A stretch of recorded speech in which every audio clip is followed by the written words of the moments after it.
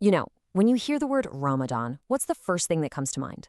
For most of us, it's probably fasting from sunrise to sunset, big family meals, maybe some extra prayers. But what if I told you there's a whole other layer to it? A much deeper one.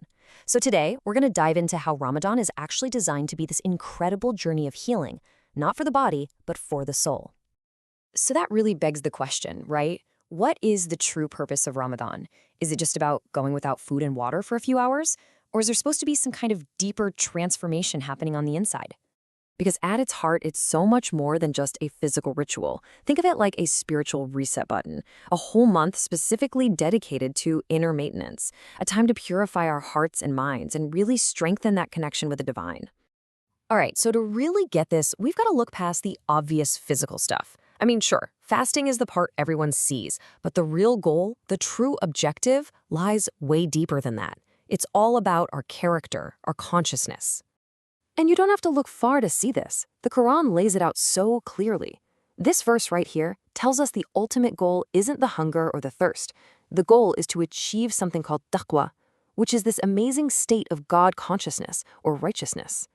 And taqwa, it's a powerful word, but it's not some lofty, out-of-reach idea. It has real, tangible results. It's about being so aware, so conscious of God, that it naturally leads to this deep inner peace. And, maybe most importantly, a much better handle on our own impulses and emotions.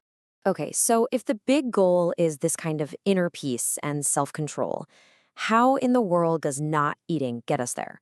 Well, this is where it gets interesting. Fasting acts like a training ground, a gym for our emotional intelligence. The Prophet Muhammad had this incredible way of putting it. He said, fasting is a shield. Just think about that for a second. A shield. It's not for attacking, it's for protecting.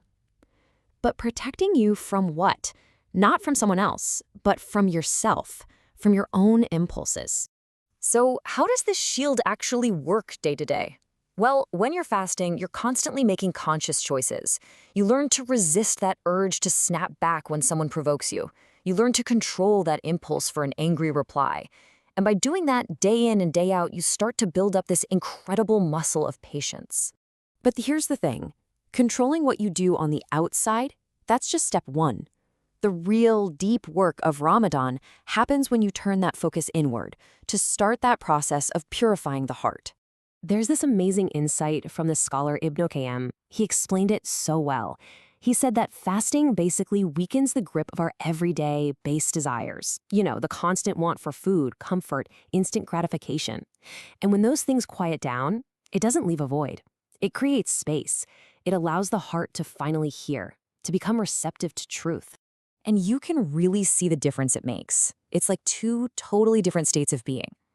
On one hand, you have a heart that's just pulled around by its desires. It's always restless, anxious, easily annoyed, and super focused on me, me, me. But a purified heart, that's where you find calm, sincerity. It's able to accept truth without getting defensive, and its focus just naturally shifts away from the self and towards the divine. So if Ramadan is this month of healing, what's the actual prescription? What are the tools we're supposed to use? Well, beyond fasting, the main medicine for the soul is the Quran itself, and of course, prayer. And this isn't just a metaphor. The Quran literally describes itself as healing. It's presented right here as a spiritual cure and a source of mercy, something specifically designed to treat the sicknesses of the heart, things like anxiety, doubt, jealousy, and despair. So the prescription, the game plan is pretty clear. First, you read the Quran, but you don't just read it. You really reflect on what it's saying to you.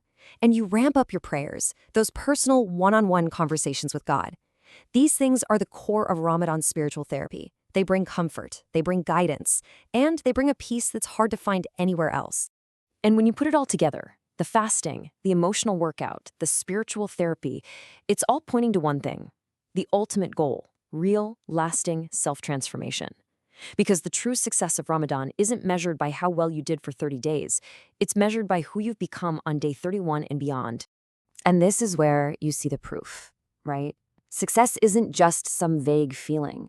It shows up in your everyday life. Are you a little more patient when you're stuck in traffic? A little more honest in your work? Do you feel a more lasting sense of peace? Do you have better control when you start to get angry?